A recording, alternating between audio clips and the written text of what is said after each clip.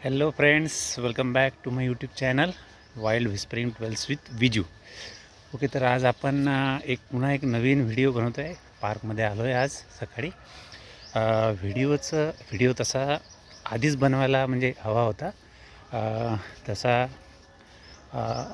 महाराष्ट्र सरकार जे आहे आपलं, हे सरकार दरवर्षी नोव्हेंबर महिन्याच्या सुरुवातीस म्हणजे साधारण 5 नोव्हेंबर ते 12 नोव्हेंबर हा जो आठवडा असतो, हा संपूर्ण आठवडा ते पक्षी सप्ताह म्हणून साजरा केला जातो.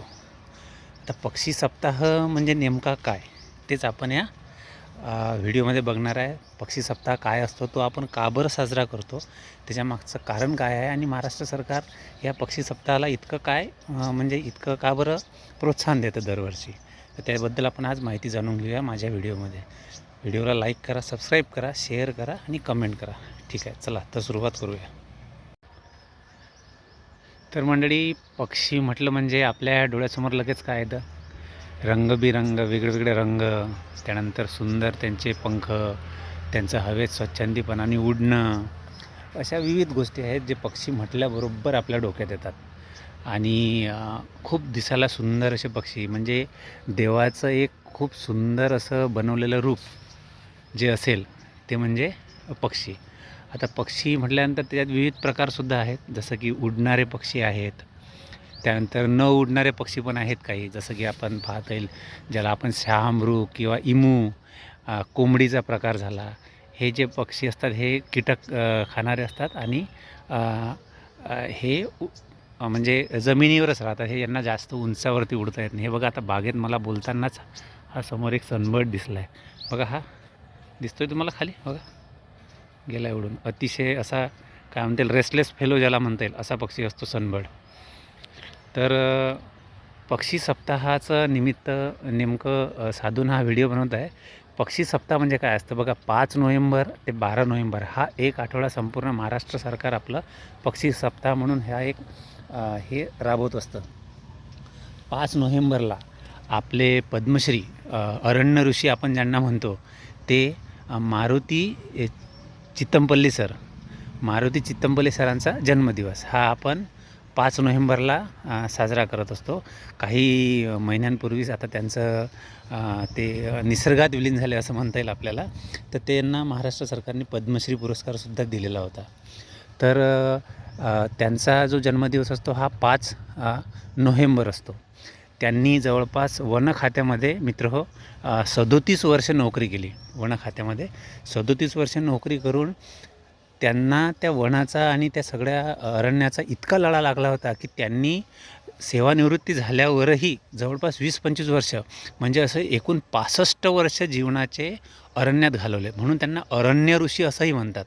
आणि त्यांचं इतकं गाढ आणि इतकं म्हणजे प्रगल्भ लेखन आहे वनावरती आणि याच्या म्हणजे जंगलातले प्राणी, पक्षी, झाडं या विविध याच्यावरती त्यांची अगदी अशी ओघवती वाणी आणि ओघवती लेखनवर त्यांनी इतकं रिसर्च करून इतके म्हणजे त्यांचं साहित्य रचलेलं आहे अरण्यावरती, फक्त जंगल, झाडं या सर्व गोष्टींवरती, की म्हणजे ते वाखाणण्याजोगं आहे अगदी म्हणजे माइलस्टोन त्यांनी गाठला आहे त्याच्यामध्ये, असं म्हणता येईल आपल्याला.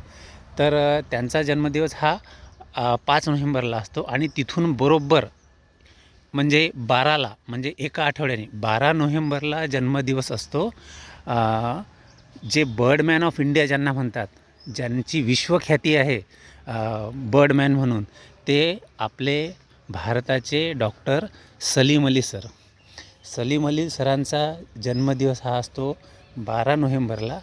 आणि तिथून म्हणजे मारुती चित्तमपल्लीकर सरांच्या बरोबर एका आठवड्यानंतर म्हणजे 12 नोव्हेंबरला.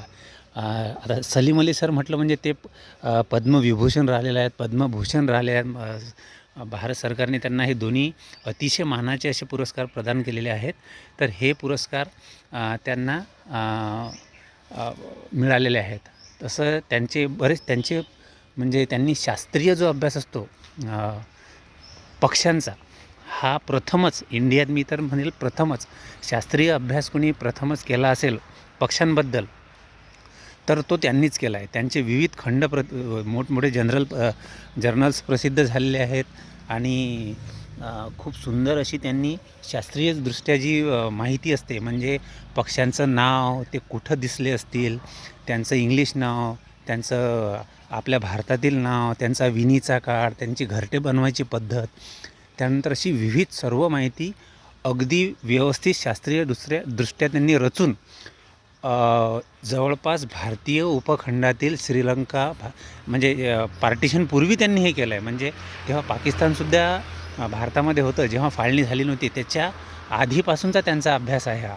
म्हणजे त्यांचा एक बर्ड्सचं एक बुक आहे, birds of India and Pakistan. हे अतिशय प्रसिद्ध झालेलं पुस्तक आहे. याच्यामध्ये भारतीय उपखंडातील सर्व आणि पाकिस्तानातील या सर्व पक्ष्यांचा समावेश आहे. त्यांची नावे, त्यांची चित्रे, त्यांचा विणीचा काळ, त्यांची घरटी कशी असतील, त्यांच्या खाण्याच्या पद्धती, अशा विविध गोष्टींबद्दल त्यांनी संपूर्ण माहिती दिलेली आहे. तर अशा ह्या ज्या दोन महाविभूती आहेत, अशा ह्या ज्या ख्यातनाम ह्या दोन पर्सनॅलिटीज आहेत आपल्या इंडियाच्या, ह्या दोघांच्या वाढदिवसाचा सहयोग साधून महाराष्ट्र सरकारने हा उपक्रम हाती घेतलेला होता, की ज्याच्यामध्ये पक्षी सप्ताह ही संकल्पना राबवली जावी. त्याबद्दल विविध लोकांना पक्ष्यांची माहिती व्हावी, पक्ष्यांबद्दलची माहिती घेऊन लोकांनी पक्ष्यांचं संवर्धन, ज्या एंडेंजर्ड स्पीसीजमधून झाल्या असतील आता, फॉर एक्झाम्पल विविध जातीचे घुबडं असतील, गिधाड असतील, काही म्हणजे बर्ड्स ऑफ प्रे ज्यांना म्हणतो आपण, शिकारी पक्षी, हे काही यांच्या ज्या प्रजाती आहेत ह्या अगदी नामशेष होत चालल्या आहेत.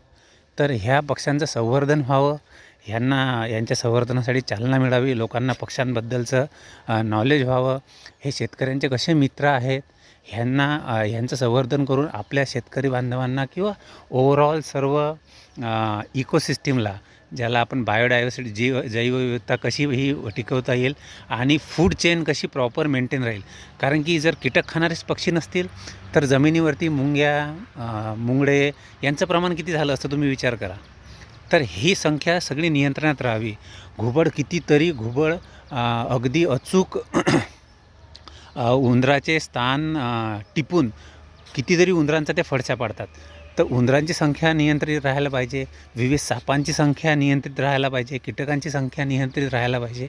ह्या दृष्टीने पक्ष्यांचं जे अन्नसाखळी आहे याच्यातलं स्थान खूप अबाधित आहे. तर म्हणून आपण सर्वांनी पक्ष्यांचं जतन करा. त्यांना तुम्ही तुमच्या गॅलरीमध्ये, घराबाहेर भले खायला ठेवू नका, नैसर्गिकरित्या ते त्यांचं अन्न शोधण्यासाठी सक्षम आहेत, बट त्यांना उन्हाळ्यामध्ये पाणी वगैरे ठेवणं, ह्या सगळ्या गोष्टी करणं आपल्याकडून व्हायला पाहिजे. आणि तसंही आता चिमणी हा जो बघा घरोघरी दिसणारा प्रकार होता, चिमणी आता ही नामशेष होत चालली आहे. त्याला कारणीभूत आपणच आहोत, पण आता आपण त्याच्यातून काहीतरी शिकून पक्ष्यांचं संवर्धन व्हावं या दृष्टीने प्रयत्न करायला हवेत. आणि तुम्हाला सर्वांना नोव्हेंबर महिन्यामध्ये पक्षी सप्ताह का साजरा केला जातो याची एक थोडीशी माहिती द्यायची होती मला. ती माहिती आज सकाळी वेळ फ्री असल्याकारणाने त्या अनुषंगाने तुम्हाला मी दिली. त्याच्यातून तुम्ही काहीतरी लर्न करावं, पक्ष्यांसंबंधित काहीतरी छान अशी त्यांचं संवर्धन होईल अशी भूमिका घेऊन पक्ष्यांसाठी काहीतरी करावं तुम्ही. हीच हा व्हिडिओ बनवायच्या मागे माझा हा उद्देश. ठीक आहे, चला आपण पुन्हा एका नवीन निसर्गाबद्दलच्या व्हिडिओमध्ये भेटूया. तोपर्यंत माझ्या व्हिडिओला सबस्क्राईब करा, लाईक करा, कमेंट करा, शेअर करा. निसर्गासंबंधित, पक्ष्यासंबंधित, प्राण्यांसंबंधित कुठली माहिती हवी असेल, काही जाणून घ्यायचं असेल, माझ्या व्हिडिओला मला कॉल करू शकता, मला व्हिडिओला कमेंट करून, लाईक करून प्रोत्साहन देऊ शकता, जेणेकरून मी नवीन असेच व्हिडिओ तुमच्यासाठी बनवत राहील. तोपर्यंत take care, plant hope, plant trees, follow my YouTube channel wild whispering tales with Viju. चला बाय.